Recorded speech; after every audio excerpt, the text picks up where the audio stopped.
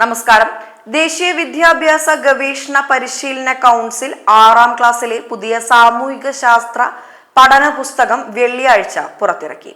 Indian പശ്ചാത്തലത്തിൽ വേരൂന്നിയ അധ്യായങ്ങൾ അടങ്ങിയതാണ് പുതിയ പാഠഭാഗങ്ങൾ.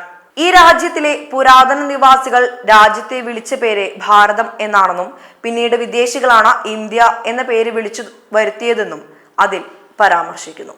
കൂടാതെ വേദ പഠനശാലയെ കുറിച്ചുള്ള ഭാഗങ്ങളും ഉപനിഷത്തുകളിൽ നിന്നുള്ള കഥകളും ഉൾപ്പെടുത്തിയിട്ടുണ്ട്. എക്സ്പ്ലോറിംഗ് സൊസൈറ്റി ഇന്ത്യക്കും അതിനപ്പുറവും എന്ന ഓൺലൈൻ പതിപ്പ് NCERT-യുടെ ഔദ്യോഗിക വെബ്സൈറ്റിൽ പുറത്തിറക്കി.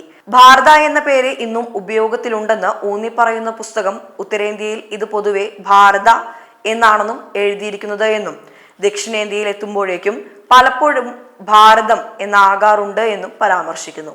വേദങ്ങളിൽ ഏറ്റവും പഴക്കമേറിയതും ഋഗ്വേദത്തിൽ ആദ്യം പ്രത്യക്ഷപ്പെടുന്നതുമായ ഒരു നാമമാണ് ഭാരത എന്ന് പുസ്തകം ഊന്നി പറയുന്നു.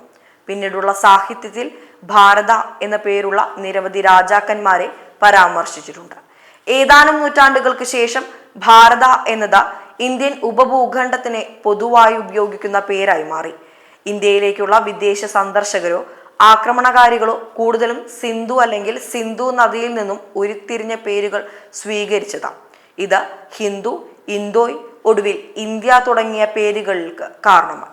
കൂടാതെ ഏകദേശം 1800 വർഷങ്ങൾക്ക് മുൻപ് ഒരു പേർഷ്യൻ ലിഖിതത്തിലാണ് ഹിന്ദുസ്ഥാൻ എന്ന പദം ആദ്യമായി ഉപയോഗിച്ചത് എന്നും ഇന്ത്യൻ ഉപഭൂഖണ്ഡത്തെ വിവരിക്കാൻ ഇന്ത്യയിലെ മിക്ക അധിനിവേശക്കാരും ഈ പേര് ഉപയോഗിച്ചിരുന്നതായും പുസ്തകം പരാമർശിക്കുന്നു.